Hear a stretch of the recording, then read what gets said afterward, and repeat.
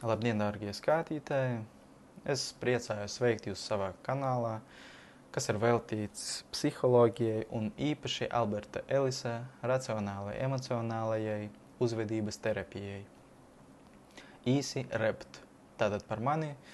Es vēl esmu psiholoģijas programmas students, tāpēc šī video ir domāta kā informatīvs ievads un nevis kā profesionālas lekcijas.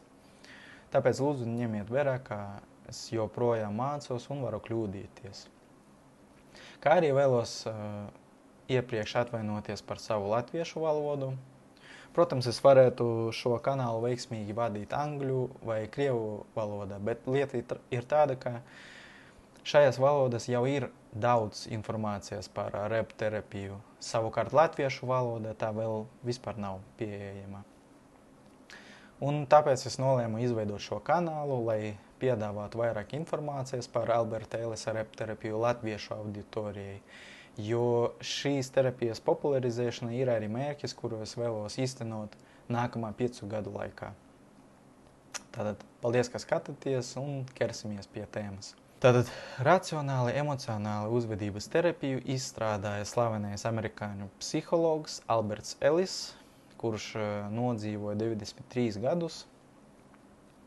Un īsi sakot, Alberts Ellis uzskatīja, ka cilvēki rīkojas atšķirīgi aptuveni vienādas dzīves situācijas un piedzīvo atšķirīgas izjūtas, tad šī fenomena cēlonis ir mūsu domas par šīm situācijām, nevis pašas situācijas. Pirms Ellisa šādi uzskatīja tādie sēnie stoiku filozofi kā Epiktēts, Marks Aurēlijs un Seneka, un viņi arī iedvesmoja radīt REPT terapiju. Ellis uzskatīja, ka mūsu pasaule ir drošāka nekā kādreiz, taču mūsu smadzenes joprojām domā iracionāli, jo šāda domāšana bija nepieciešama evolūcijai un izdzīvošanai. Lai vadītu terapiju, Ellis izstrādāja ABC modeli, kura A ir activating experience, jeb aktivizējoša pieredze. Tas ir notikums, piemēram, kuru piedzīvo cilvēks.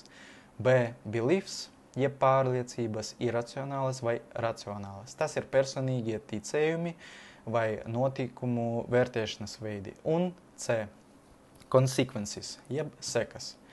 No B izrietošie emocionālie vai uzvedības modeļi. Tad aplūkosim piemēru, kā darbojas ABC ikdienā, jo tā būs daudz skaidrāk. Iedomāsimies, ka cilvēks vēlas iegūt darbu un dodas uz interviju.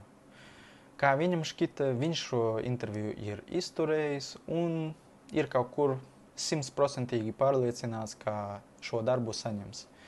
Bet notiek aktivizējošais notikums, A burts, un, lai gan mūsu varonis interviju izturēja veiksmīgi, tika nolemts pieņemt darbā citu cilvēku. Ja mūsu varonim ir iracionālie uzskati, tad saskaņā ar Ellisu aktivizējas B burts. Cilvēks sāk domāt. Ar mani tas nevarēja notikt. Es esmu neveiksminieks. Nav jēgas vēlreiz meklēt darbu, jo man atkal nepieņems. Šīs automatiskas domas mūsu varonim izraisa skumjas, bēdas un dusmas par notikušo, un mūsu varonis vairs nemeklēs darbu, viņš padodas. Tas ir C burts. Tātad, kas jādara tiem cilvēkiem, kuriem ir iracionālas pārliecības? Ellis ierosina, ka šādiem cilvēkiem nākamais solis ir jāapstrīdē iracionāli uzskati un tas jāmaina. Piemēram, mūsu varonim varētu jautāt, kāpēc šī viena neveiksme nozīmē, ka jūs esat pilnīgs neveiksminieks? Vai viena darba zaudējums patiešām nozīmē, ka jūs nekad neatradīsiet citu darbu? Ir arī vērts pajautāt, vai dzīve ir bijušas situācijas, kad mūsu varoni taču paņēma darbā, jo, ja tādie ir, tad mūsu varonim varētu būt šobrīd kognitīva kļūda, kas saucās emocionālā argumentācija, jeb appeal to emotion. Iedomāsimies, ka mūsu varonim ir taču racionālas pārliecības. Tad viņš varētu domāt šitādi. Nekas briesmīgs nenotika. Dzīve vienmēr tā notiek, kāds uzvar, kāds zaudē. Ja es nesaņēmu darbu, tas nenozīmē, ka esmu bezpalīdzīgs, ka esmu idiots.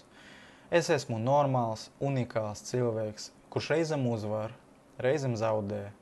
Tāpēc es joprojām meklēšu savu darbu. Mans darbs nekur nepazūdīs no manis. Mani var arī nepieņemt darbā dažādu iemeslu dēļ. Nevienmēr citu cilvēku pieņem darba tāpēc, ka viņš ir piemērotāks šim darbam. Varbūt viņu paņēma tāpēc, ka viņš ir, piemēram, jaunāks. Es ceru, ka man izdevās sniegt jums īsu ievadu par to, kas ir Alberta Ellisa rep terapija, vispār teorija. Un ja jums patika šīs video, lūdzu rakstiet komentāros jautājumus vai jūsu personiskas grūtības, ar kuriem jūs saskarāties ikdienā. Un varbūt es tad varēšu savā nākamā video aprakstīt vai izklāstīt jūsu konkrētu dzīves piemēru. Novēlu jums stipru veselību un ilgus dzīves gadus.